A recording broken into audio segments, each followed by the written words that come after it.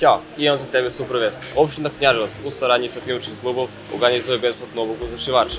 Ako imaš od 15 do 30 godina, ovaj poziv je za tebe. Ako naučiš da šiješ, šivanje je jedna od veština koja pored toga što može postati tvoj izvor prihoda, može ti omogućiti i uštedu novca u realizaciji odeće i kućne dekoracije. Od malih popreka odeće do šivanja garderobe, šivanje ima smisla.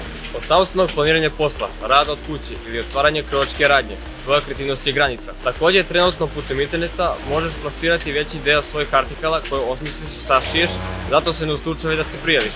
Ovo zanimanje nikad ne može biti dosadno. Trendovi moda se stalno menjaju, a na tebi je da ideje sprovedeš u delo. Obuka će se odvijati u trening centru i vodit će stručna lica sa iskustvom. Svoju prijavu pošalje na e-mail adresu office@timok.org ili dođi u kancelariju Timočkog kluba kako bi ostavio svoje podatke. Projekat podrška lokalnom razvoju kroz nove usluge za nezaposlene mlade se realizuje od strane opštine Knjaževac u saradnji sa Timočkim klubom, a sprovodi se u sklopu globalnog projekta Migracije u funkciju održivog razvoja, koji sprovode IOM i UNDP, a finansira švajcarska vlada kroz Švajcarsku agenciju za razvoj i saradnju.